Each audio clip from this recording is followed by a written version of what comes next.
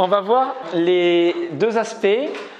L'intérêt mécanique de la course pieds nus, qui est la marche qu'on appelle la course minimaliste, qui est en fait la marche naturelle, puisqu'on n'est pas né avec des chaussures, hein, et un intérêt, on va dire, plus physiologique, plus vitaliste, c'est l'influence de la nature par rapport au contact avec la terre. Alors vous savez que je me suis lancé dans un petit projet juste pour montrer, pour casser des idées reçues, sur le fait qu'on puisse courir une certaine distance pieds nus, avec un peu d'entraînement bien sûr. L'idée c'était de faire au moins 20 km dans la nature, sur des sols très différents, hein, très variés. Bon, je le fais en plus sans ravitaillement, à jeun et sans prise de sucre ou quoi que ce soit bien sûr. Je boirai quand même une fois dans le parcours, mais à la rivière, sans ravitaillement, ça veut dire à boire ce qu'on trouve dans la nature. Pour ça, donc, j'ai dû m'entraîner pieds nus et on va voir que cet entraînement pieds nus nécessite des adaptations qui ne sont pas du tout les mêmes que vos adaptations de la course avec chaussures. Et vous verrez que c'est un monde. Alors vous avez expérimenté hier déjà un petit peu, hein, et vous avez vu les courbatures aujourd'hui en n'ayant fait que 2-3 km max, hein, sur le sol. Donc vous avez vu, les adaptations, elles vont être à la fois sur la musculature, les tendons et aussi sur la couche, bien sûr, cornée, hein, la couche de la peau qui va s'épaissir. Donc, on est dans un monde toujours où il y a des croyances limitantes. La première, c'est qu'on a besoin de chaussures pour vivre, pour se déplacer, qu'on n'est pas fait pour vivre sans chaussures, c'est n'importe quoi. C'est à remettre en cause 2 millions d'années. Et en l'espace de peu de temps, là encore, on a remis en cause notre façon de marcher et surtout de courir. C'est-à-dire que la forme de la course, hein, l'attaque du pied, a évolué à cause des chaussures. Je dis à cause parce que c'est des chaussures qu'on a créées, soi-disant pour améliorer les performances et le confort, mais en même temps, on diminuait les capacités musculaires, les capacités d'adaptation et la façon de courir. Donc on ne va pas dans le bon sens, et là je vais vous parler de ce qu'on appelle le barefoot running, mais pour moi c'est courir dans la nature, courir naturellement. Bien sûr les Américains ils mettent toujours des mots sur des choses pour s'approprier un mouvement, mais c'est marcher, vivre dans la nature, comme moi j'ai toujours vécu. Enfin, moi je suis né très tout petit, dès que j'ai appris à marcher de pieds nus, même sur des cailloux, quoi. Mes parents m'ont jamais mis de chaussures en été, quoi. C'était comme ça. Mon père vivait pieds nus, et donc les enfants vivaient pieds nus. Et on apprend qu'on peut s'adapter très bien, rapidement. Alors, dans ce livre hein, de Born to Run, vous avez entendu parler de ce livre Born to Run? Hein, c'est un homme qui est allé voir comment aller courir, c'est fait pour la course, hein, autour de la course, et il est allé voir comment vivaient certains peuples qui couraient pieds nus, et en particulier les Tarahumara, qui vivent soit qui courent avec des chaussures minimalistes, c'est-à-dire des tongs avec une ficelle autour de la cheville, soit pieds nus, et ils font parfois des distances qui dépassent 50-100 km. Donc c'était très longue distance pieds nus, ils se demandaient comment c'était possible, sachant que dans nos pays, depuis les années 70-80, on essaye de développer la chaussure la plus perfectionnée pour être bien et confortable. Et donc il est allé les observer, il s'est aperçu qu'ils couraient très bien et qu'il n'y avait pas de souci particulier. Et ce qu'il a remarqué, c'est que 8 personnes sur 10 en Occident qui se mettent à la course à pied finissent par avoir une blessure, des tendinites, des problèmes de genoux, des problèmes de hanches, des problèmes de dos, alors que chez eux, ça n'existe pas les blessures. Et il s'est dit, pourtant, ils courent 50-100 km par jour. Alors bien sûr, il y a peut-être d'autres facteurs d'hygiène de vie, mais il s'est dit, il y a peut-être un lien avec le fait qu'ils courent sans talons et souvent pieds nus. Nous, on a développé des chaussures de course dans les années 80, sans aucune concertation et réflexion scientifique. C'est-à-dire que la conception de la chaussure Nike, Adidas, machin, ASICS pour soi-disant la course, vous savez, les Nike Air qui sont apparus dans les années 80, n'ont aucune référence scientifique. C'est que du marketing. C'est-à-dire qu'on n'a pas mesuré l'effet de la pose du pied sur la puissance, la réactivité du pied. C'est des chaussures qui sont très raides quand on les tord comme ça. Elles ne permettent pas des mouvements libres d'adaptation du pied sur les sols en fonction des variations du sol. Et ça crée en plus, ça entraîne une façon de courir, puisque vous avez un talon qui vous oblige quasiment à attaquer par le talon. Ça ne vous oblige pas, hein, parce qu'il y en a qui, malgré les chaussures, arrivent à courir pied à plat, comme on va voir avec demi-pointe, voilà, ou par le bol, comme on dit, du pied. Il n'y a pas de données scientifiques qui montrent que ces chaussures améliorent la qualité de la course et limitent les blessures. C'est l'inverse qui s'est passé. Et on s'en fout, on vous dit que la chaussure elle a ceci d'épaisseur, qu'elle a une donnée de souplesse tant, qu'elle entraîne un rebond, que vous serez protégé de la pointe, machin. Et à force de vouloir se protéger, on devient hyper fragile. C'est comme dans les entreprises, on faisait de l'ergonomie, il fallait se poser dans des sièges droits, machin, comme ça, qui pivotaient et tout, et on ne bougeait plus. Et à fait de ne pas bouger, en fait, on s'aperçoit qu'on a de plus en plus mal au dos. Et plus vous êtes dans le mouvement, hein, maintenant on prend des ballons, vous savez, et on est toujours en mouvement en fait. Et c'est ces ajustements qui évitent d'avoir des douleurs. Donc c'est les principes de l'hormèse, tout le temps des stimulations. La chaussure, il faut bien comprendre qu'elle n'existe pas depuis longtemps. Pourquoi on a mis des chaussures? Parce qu'on est parti des tropiques et qu'on a vécu dans des pays de plus en plus froids, et donc on a créé des chaussures pour se protéger du froid, c'est tout. Donc on a créé une épaisse chaussure il y a 15 000 ans, alors ça date même de 40 000 ans les premières chaussures, mais à l'ère glaciaire, c'est là qu'on a été obligé de se protéger de la neige. Hein.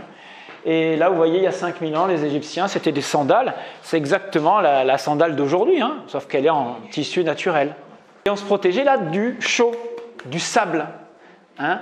Mais avec une corne, on arrive un peu à se protéger, mais que dans certaines limites. Quand le sable il est à 50 degrés, eh ben, ça cuit, hein. On n'a pas le choix. Alors on va voir maintenant les aspects donc, mécaniques et articulaires de la course pieds nus. Vous avez vu la chaussure Vibrance à côté et les chaussures modernes à côté. Alors, je vous ai expliqué hier que l'homme, il est conçu pour la chasse persistante, le chasseur-cueilleur, c'est-à-dire se déplacer dans la nature de façon efficace pour épuiser la bête, hein, qui ne peut pas courir à plus de 10 km/h sans surchauffer. Donc en lui courant après régulièrement, on arrive à l'épuiser et à la tuer. Mais ça nécessite chez nous des qualités d'endurance et le fait de courir au minimum 10-15 km tous les jours. Et on le faisait pieds nus sans souci, avec une adaptation musculaire parfaite. Donc nous sommes faits pour courir. Les hommes, les humains, sont faits pour la course à pied. Le pied, lui, il a des capteurs sous la peau de pression. Il a une sensibilité qui est très importante, équivalente à celle des mains, puisqu'on marchait à quatre pattes avant. Hein. Mais comme on touche beaucoup, on a aussi besoin de cette sensibilité au niveau des mains. Et cet ensemble d'articulations qu'il y a au niveau des os du pied et des tendons, une trentaine de muscles hein, qui se coordonnent, associés à ces récepteurs, fait que vous allez avoir des ajustements permanents de votre pied. Et la façon dont vous allez courir quand vous courez pieds nus en attaquant par l'avant, c'est comme si vous envoyiez un pied en sentinelle, une partie de votre corps en sentinelle, qui va envoyer une information qui va être de suite ajustée. Ça va très très vite. Et votre pied il est vraiment fait pour faire des micro-ajustements constants. Et si vous prenez un truc très pointu, trop douloureux, eh ben, vous allez retirer le pied ou pas appuyer dessus, à condition de ne pas y arriver avec le talon et tout le poids du corps. C'est pour ça qu'on court très droit, vous verrez en levant les pieds, avec plus de fréquence, et on appuie moins fort au début hein, quand on rentre sur le pied. Et par contre, la poussée, la réaction est plus forte. Donc n'oubliez pas que vous vous privez avec les chaussures d'une source d'information sensorielle, hein, bien sûr, pour ajuster la position de la foulée en fonction du sol. Bien sûr, quand vous avez ça d'épaisseur, vous vous dites, c'est pas grave si je prends un caillou, hein. Ça fait pas mal de toute façon.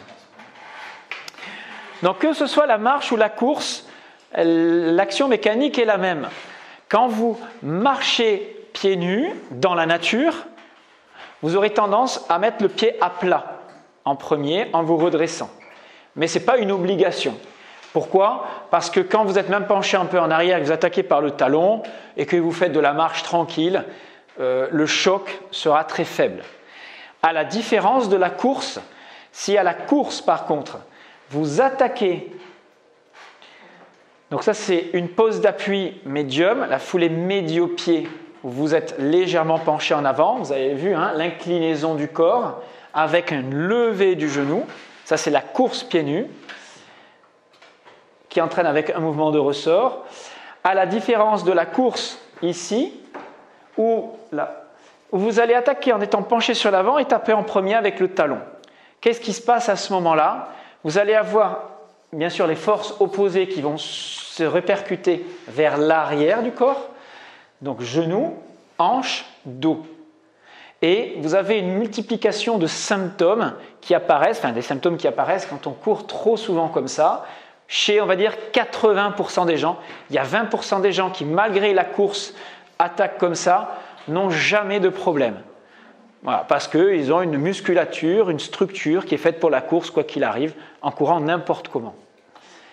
Toujours comme ça.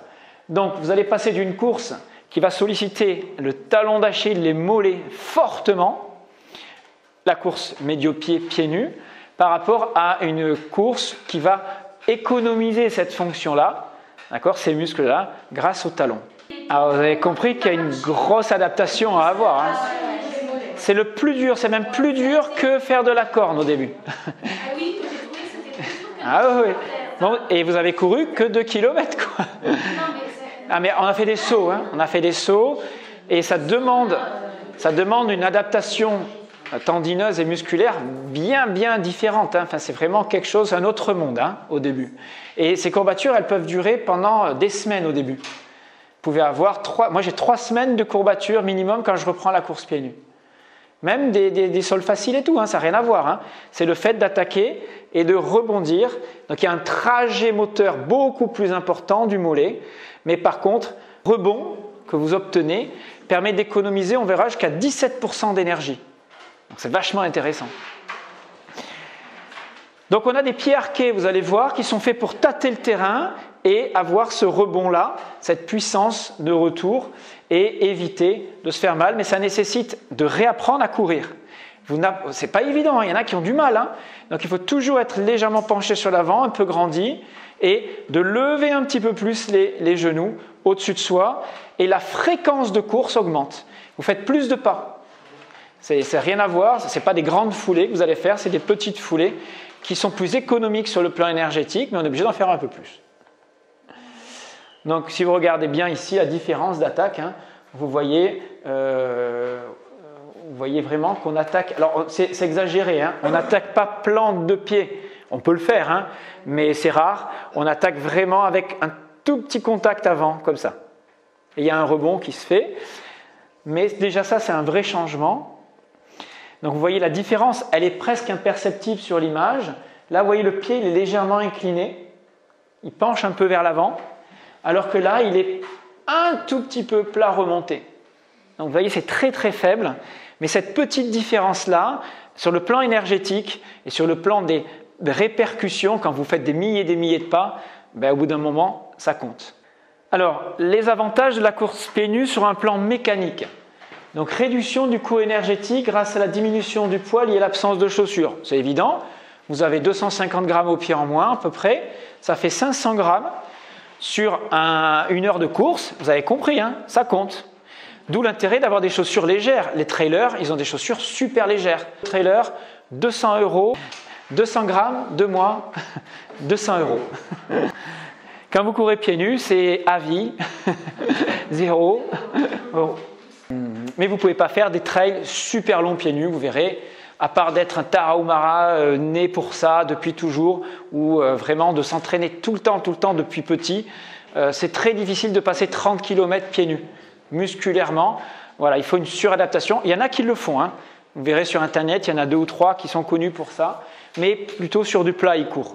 Après, l'adaptation musculaire se fait bien, mais même, c'est quand même au niveau tendineux, c'est difficile hein, quand même, hein. Mais ça, on s'adapte, c'est vrai, tu as raison. Mais sur du long terme, on peut s'adapter à tout, et il y en a qui courent pieds nus 50 km dans la nature, c'est possible. Mais je pense qu'il faut très très longtemps pour s'y adapter. Ce n'est pas interdit. Mais avec des tongs, ouais, minimalistes. Donc il n'avait pas le problème des frottements. Sur des marathons, il y arrivait parce qu'il n'avait pas ça, pas le problème des frottements. C'est un autre monde, hein, le pied nu, qu'avec minimaliste. Sur les frottements.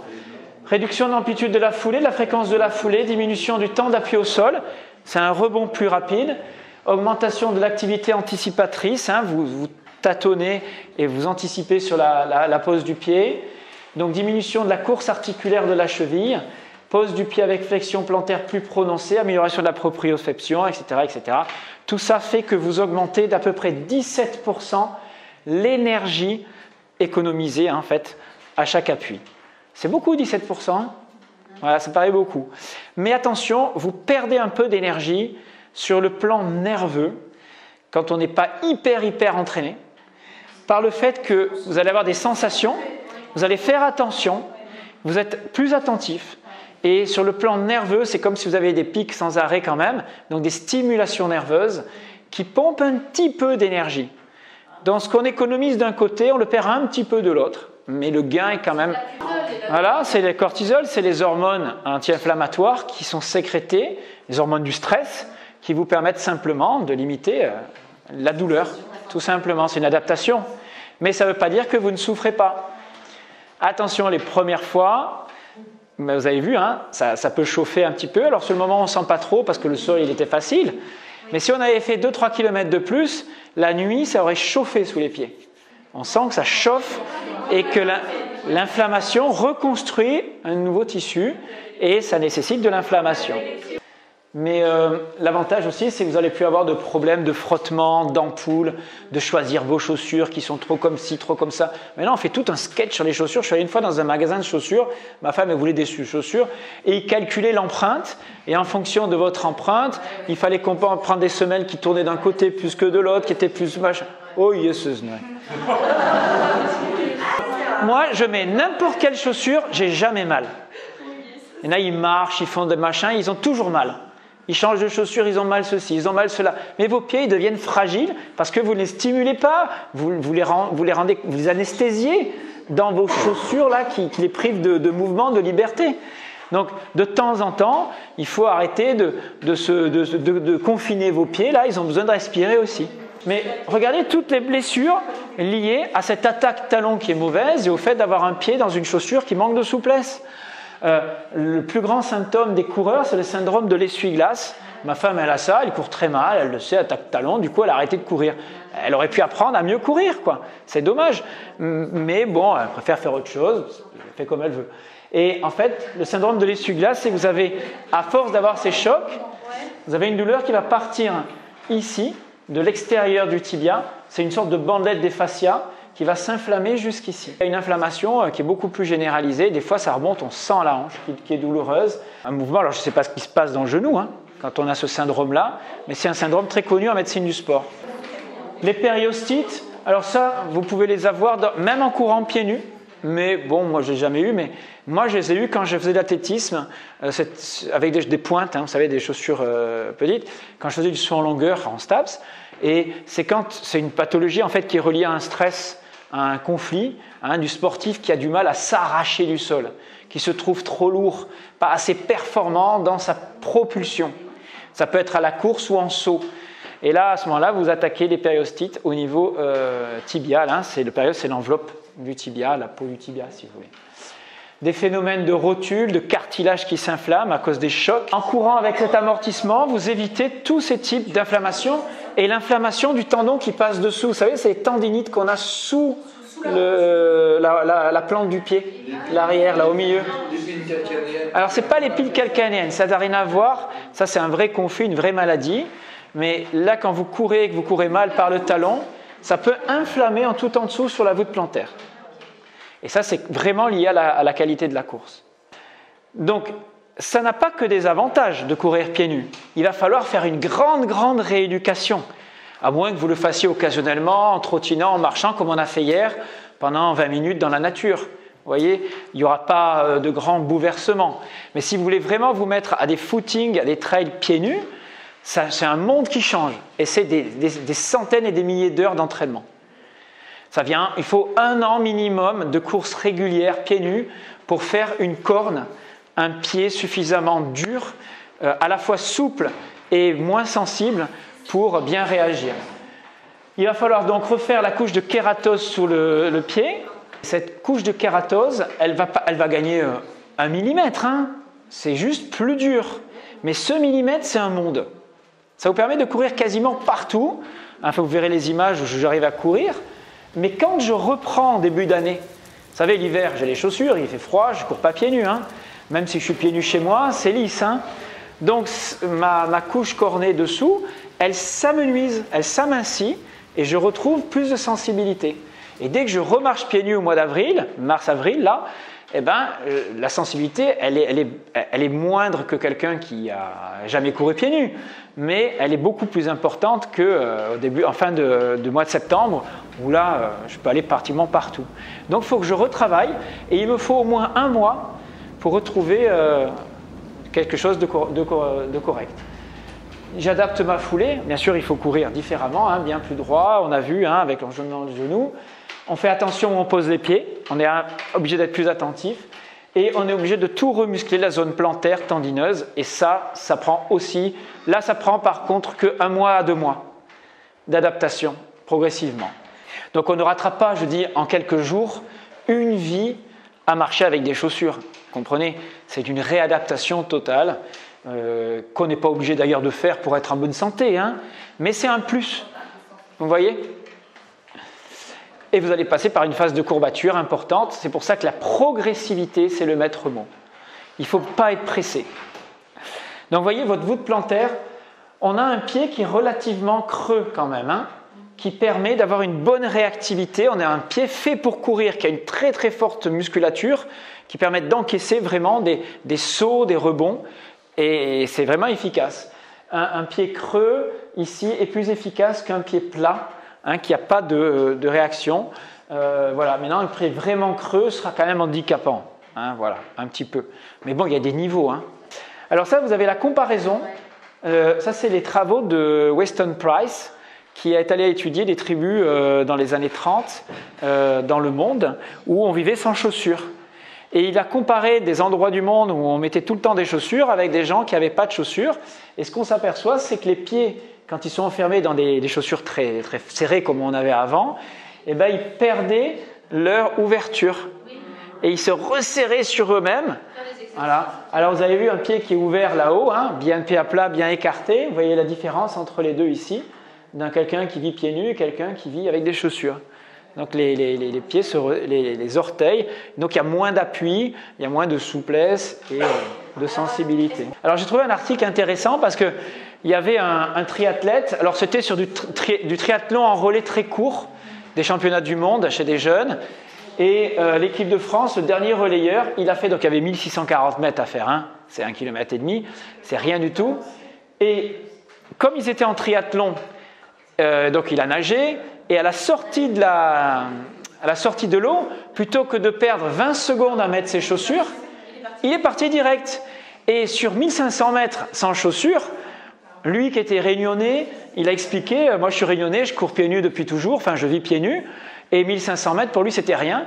Et ces 20 secondes sur 1500 mètres, vous imaginez, c'est énorme à ce niveau-là. Ben, ça leur a permis de gagner la course, quoi. Donc il a surpris tout le monde en courant pieds nus. Donc il a couru à plus de 20 km/h, là, on est bien d'accord, hein, c'est 1500 mètres.